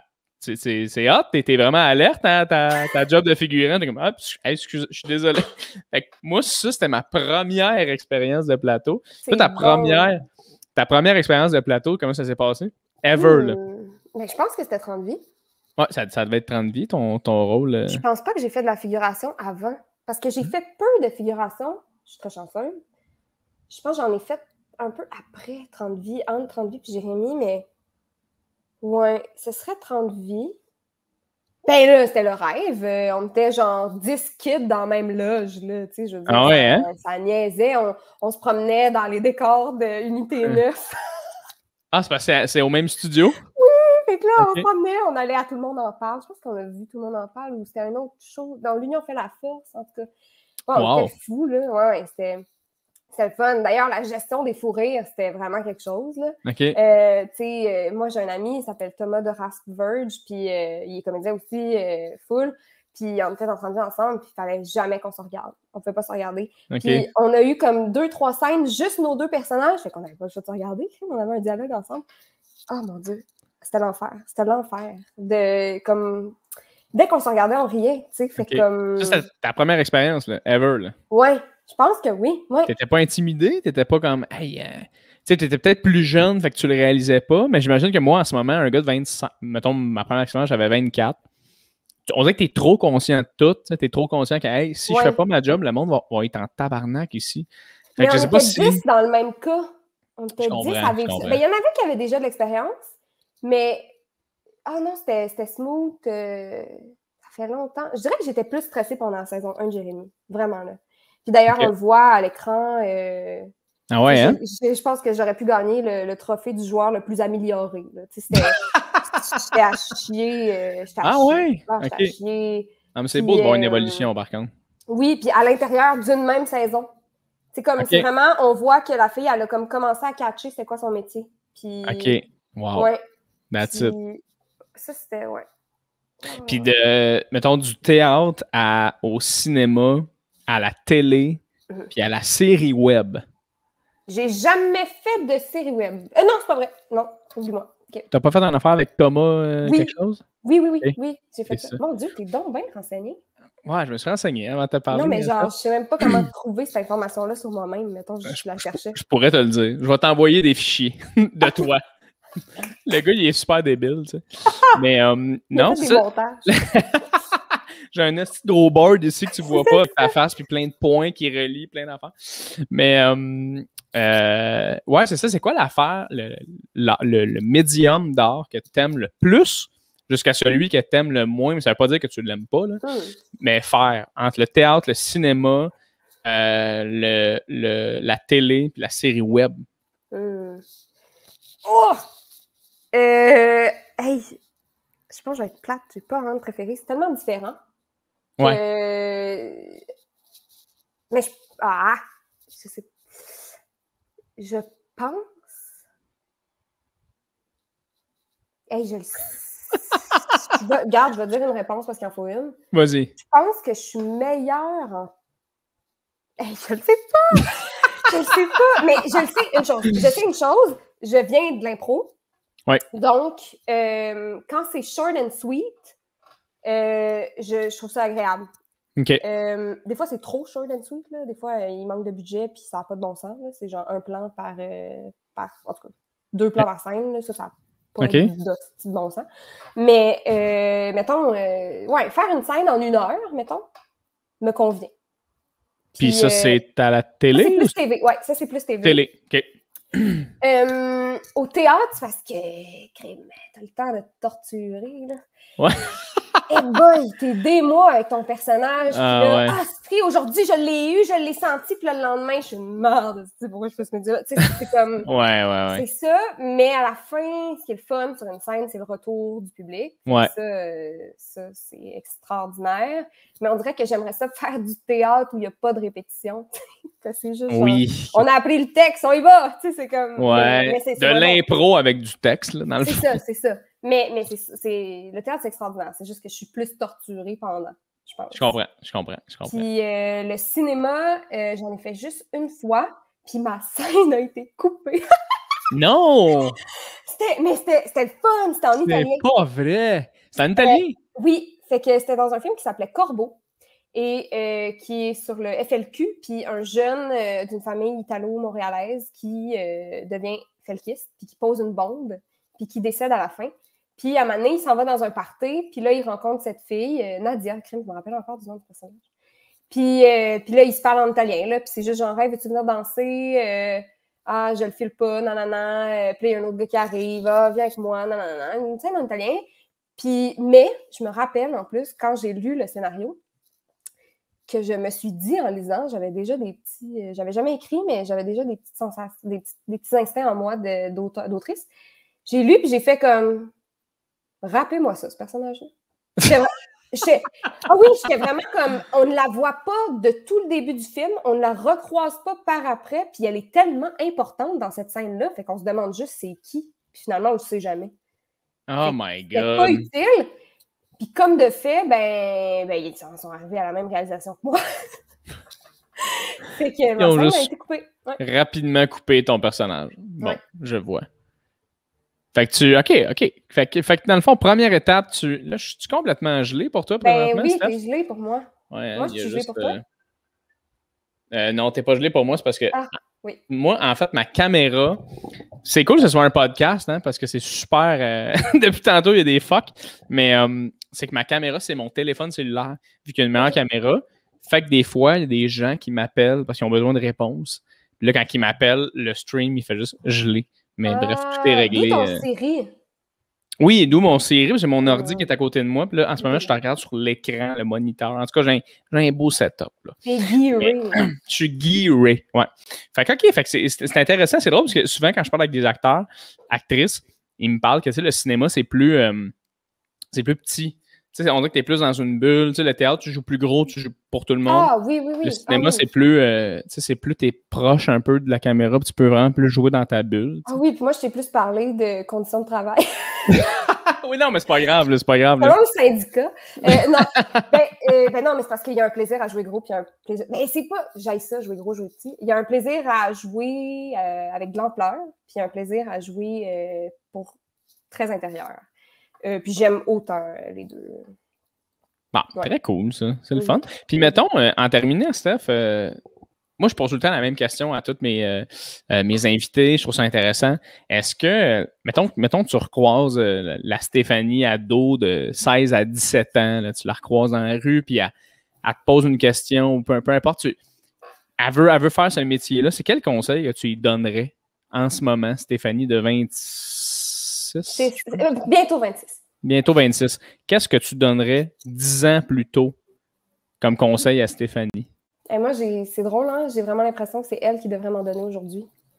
OK. Oui, parce que elle était très naïve, mais c'était une force. Ouais. Alors qu'aujourd'hui, je suis très consciente et ça brime parfois ma liberté créative. Tu sais, Ouais. ouais, genre... Tu te poses trop de questions. Tu sais, les imbéciles heureux, c'est ça. Ouais. Moins t'en sais, plus, des fois, mieux... Ben, en fait, non, c'est ça.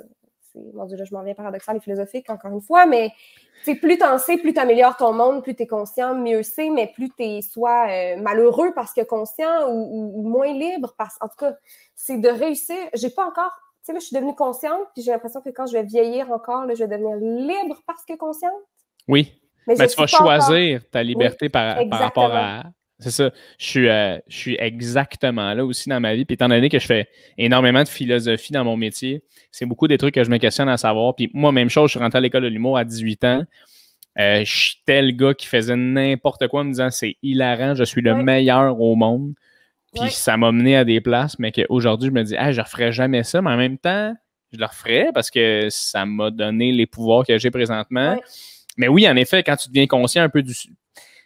Pas le système, tu sais, oui, le système, un peu de comment que ça fonctionne, qu'est-ce qui se passe dans le monde, qu'est-ce que le monde aime, qu'est-ce que le monde veut. Exact. Tout ça, on dirait qu'après ça te pèse dessus, puis tu oublies de penser à tout l'aspect de départ de pourquoi tu fais ça, tu sais. Oui, puis c'est la comparaison va toujours nous perdre. Toujours. En fait, ce qui s'est passé, c'est que quand je suis rentrée à l'école de théâtre, je suis rentrée 2 fois. Fait que pour moi, je pensais pas qu'il y avait... On disait beaucoup d'appelés, peu d'élus. Moi, je me disais, ben non, peu d'appelés, ils sont tous élus. C'était vraiment ça. J'étais comme, tous les gens que j'ai croisés dans le métier sont tous talentueux. Moi, je suis là, ça veut dire que j'ai ma place.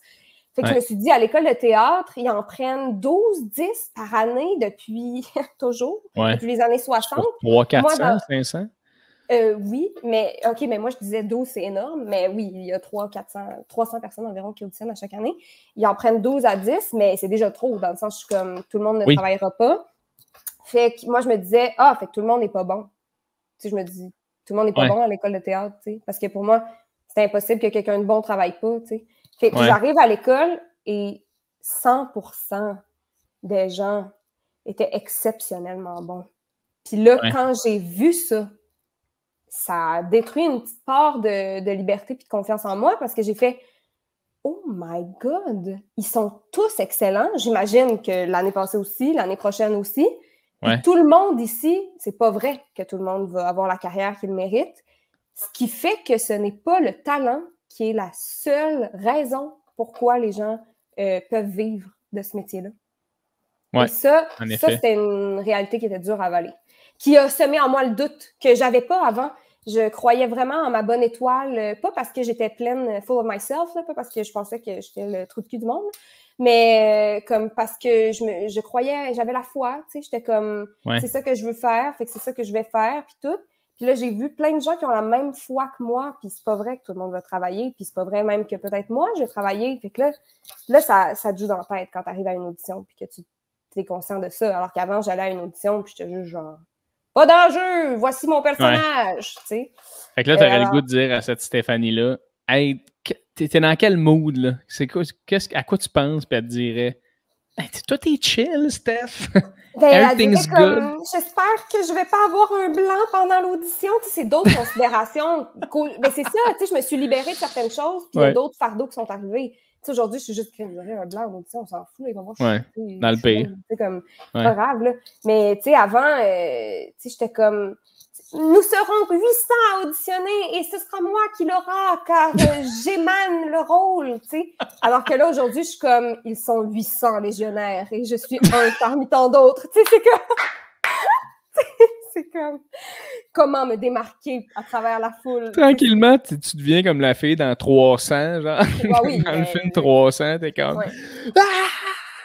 Oh, wow, j'adore ça. Je pense que la solution, c'est de revenir à notre unicité, puis de prendre les opportunités si on nous tend la main ou d'en créer nous-mêmes. Puis pas parce que si tu ne crées pas d'affaires, tu ne travailleras pas, mais aussi parce que je sais, mettons, quel genre de niaiserie j'ai envie de faire, puis je ne peux pas l'infuser dans la tête des autres.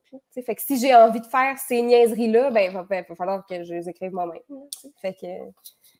C'est malade. Steph, t'es une fille brillante, drôle. Ça a été tellement le fun de jaser avec toi, sérieusement. Là, je me suis rendu compte à quel point on avait des points communs, puis j'étais comme, je pense, comme cette fille-là. Fait que c'est intéressant, puis je trouve ça le fun qu'on ait jasé ensemble, mais je te souhaite que le meilleur, pour de vrai. Pareillement! Merci beaucoup. J'espère que tu as apprécié ton passage sur le podcast. J'ai apprécié mon passage. Mais merci beaucoup. Écoute, là, je vais finir ça, mais on va être encore ensemble après le record. Fait que va-t'en pas. Fais rien, OK? Mais non, mais tu n'es pas obligé de te taire. Mais merci, Steph, d'être venu. Vraiment, là, ça a été super le fun. Merci. Je te souhaite un maximum de bonheur. Fait que c'est ça qui est ça. Salut! Bye! C'est quoi?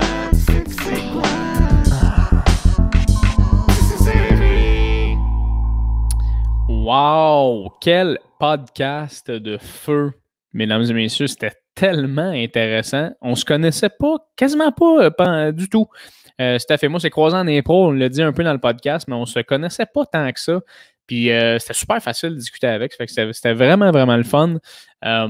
Et j'ai appris en même temps que le Montréal Plaza, c'est pas au Théâtre Plaza. C'est vraiment ça. Aucun crise de rapport. C'est deux places, puis deux endroits qui ont décidé d'appeler le Plaza, qui est un nom très funky, fresh, j'ai l'impression.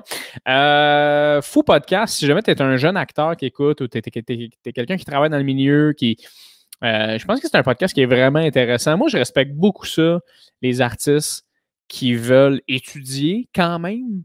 C'est une affaire qui me tenterait là, des fois de retourner à l'école, puis juste après ça, j'y pense réellement. Mettons, tu sais, j'ai l'idée. Là, je trouve que je suis une bonne personne parce que j'ai l'idée. Tu sais, je me dis, t'es bon, Jay, quand même. T'es vraiment une bonne personne de dire que tu pourrais retourner à l'école. Puis réellement, quand il faut que je fasse le move, je suis comme, t'es-tu fou? C'est sûr que je ne vais pas à l'école. C'est sûr que je ne retourne pas à l'école. Le pire, c'est que je suis sûr que je serai un bon élève aujourd'hui parce que je sais ce que je fais dans la vie. Je sais ce qui m'attire, ce qui m'étire, ce qui m'attire, ce qui me tire dans ton coin de mire. Mais je sais pas. Côté académique, il y a quelque chose qui me freine assez rapidement.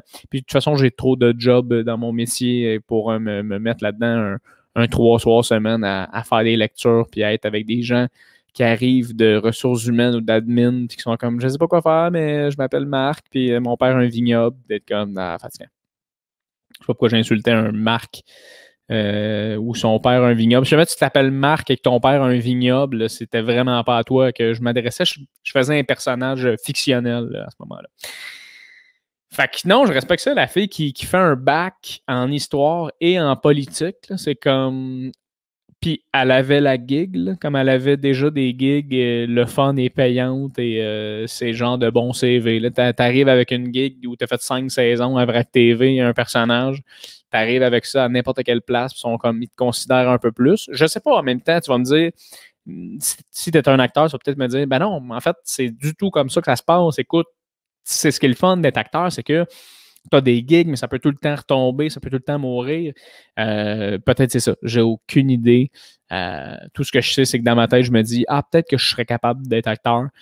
Puis je sais que direct quand j'arrive à un plateau de tournage, j'ai tout le temps un petit moment où je suis comme, si je ne suis pas de calibre, moi là.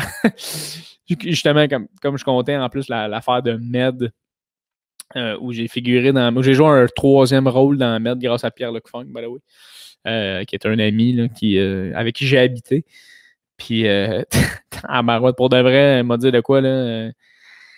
C'était mauvais, là. Je pense que je disais une phrase, là, genre quelqu'un me lançait Mehdi me lançait un sandwich, genre, puis je répondais en faisant genre Hey, come on! Puis juste arrivé au Hey, come on, je me chiais d'un culotte, là, en tout cas. C'est vraiment un job tough. Tu sais, j'aime être humoriste parce que tu as tellement le contrôle sur tout ce que tu fais. Tu as le contrôle sur ton art. Tu arrives sur la scène, c'est mon texte, c'est mes affaires, c'est moi qui le pense. Puis quand c'est drôle, puis que ça marche, puis tu sors de scène, puis les gens disent Hey, bravo, t'es bon. Mais c'est tout toi, puis ton équipe derrière ça, là, ton équipe de writer ou peu importe. Puis on s'entend, là, si tu fais un bon rôle à la télé, fucking tough à jouer, puis tout le monde arrête de filmer, puis ils t'applaudissent, ils sont comme wow, c'est écœurant. Je veux dire, c'est toi qui l'as créé. Il n'y a pas personne d'autre qui est capable de le faire comme toi. Mais je trouve ça a l'air tough, man. Tu sais, t'as un personnage, puis on en parlait un peu dans le podcast, mais juste je trouve que ça arrive plus souvent qu'autrement, là, l'espèce d'écriture au Québec où c'est comme super textuel, puis t'écoutes ça, puis t'es comme, mais pourquoi au Québec ça sonne de même? Tu sais, t'écoutes un film français, puis c'est pas nécessairement ça. T'écoutes un film américain, puis c'est pas ça non plus. Rares sont les films américains. Ben, on s'entend, j'ai juste vu des blockbusters, là, quasiment, mais rares sont les blockbusters américains que j'écoute, puis à un moment donné, je suis comme, ouais, c'est bon, mais quand c'est textuel, quand ils parlent, non, je trouve ça écœurant. Mais je m'haïs, la gang, je m'haïs parce que je le sais qu'il faut plus que je me mette à écouter de trucs en québécois, de trucs en français. Puis je m'y mets vraiment. J'ai recommencé à full lire. Ici, derrière moi, là, il y a une petite bibliothèque. Là, tout ça ici, là, c'est une bibliothèque. Là. Je me suis remis à piger des livres là-dedans puis à lire. Fait que ça fait du bien. Je lis en français parce que j'écoute beaucoup de Netflix et compagnie. Fait que, à un moment donné, il faut que tu reconnectes avec ta langue. Puis je me suis rendu compte que j'écoutais ma musique en anglais, ma TV en anglais.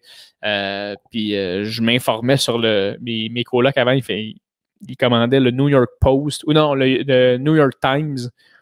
Puis je lisais le New York Times. Fait que tu sais, j'étais comme, aïe, à quel point en ce moment je veux habiter à New York, là, comme calme-toi. Ça coûte crissement trop cher d'un. Mais c'est ça. Fait que là, j'ai commencé à lire un peu plus en français. J'ai commencé à écouter un peu plus ce qui se fait ici. Puis là, justement, je reçois aussi Mathieu Pepper éventuellement sur le podcast. Puis on a jasé ensemble. Puis Mathieu il a écrit une série qui s'appelle Entre deux draps. Ça me tente full de l'écouter. Je veux écouter aussi la série Top Dogs de mon ami Alex Bizarillon. Fait que tu sais, des trucs d'ici, tu sais, local, d'encourager ça. Puis on fait des bonnes choses, là, honnêtement. Comme il y a plein d'affaires, il y a plein de bonnes affaires, mais on n'a pas le réflexe, on n'a pas ce Netflix. Tu sais, c'est rare que je me dise, je vais aller sur nouveau.ca voir s'il n'y a pas quelque chose. Bien rare que je fais ça, là. Fait qu'il faut comme je m'y mette un peu plus. Mais au moins, regarde, I know it, you know? Le gars, il dit ça en anglais. Asti d'imbécile de tabarnak. Mais merci Thierry, hein? C'était Thierry qui commanditait le podcast aujourd'hui et qui va commanditer tous les podcasts à venir. Si jamais Thierry reste abonné. Merci beaucoup, encore une fois, d'avoir été sur le podcast. Mesdames et messieurs, encore une fois, je vous le dis, je vous le répète, je ne sais pas si vous écoutez jusqu'à ici, mais si jamais tu écoutes jusqu'à ici, n'hésite pas à m'envoyer un petit message, à m'écrire sur YouTube, à me dire, moi, je l'ai vu au complet, j'aime tes outros. Parce que là, je vis dans le déni. Là. J'ai l'impression que personne m'écoute jusqu'à ici. Parce qu'à chaque fois que je le demande, il n'y a personne qui m'écrit plus. Mais c'est pas pire, la gang. Je peux vous donner des stats. J'étais à pas mal, genre, un 1000 téléchargements là, of all time. Là. Fait qu'il y a à peu près 1000 écoutes en ce moment du podcast. On est peut-être une 70, 65 écoutes. Fait qu'il y a au moins 70 personnes là, qui écoutent ce podcast-là. Puis on a commencé il n'y a pas longtemps. On n'est même pas à 10 épisodes, 12 épisodes. Fait que vraiment content. Ça va continuer, la gang. C'est un projet à long terme. J'ai hâte. Et sachez, tout le monde, en terminant, que je travaille en ce moment pour être dans un studio. Un vrai de vrai studio. Puis ça, je pense que ça peut commencer à être très, très, très intéressant. Un vrai de vrai studio, ça peut être le fun. Donc, merci énormément, mesdames et messieurs, d'avoir été sur le podcast Tissé Serré. Laissez un commentaire, laissez un review, n'oubliez pas. Et sinon, on se voit dans un autre épisode de Tissé Serré, mesdames et messieurs. Ha! Salut!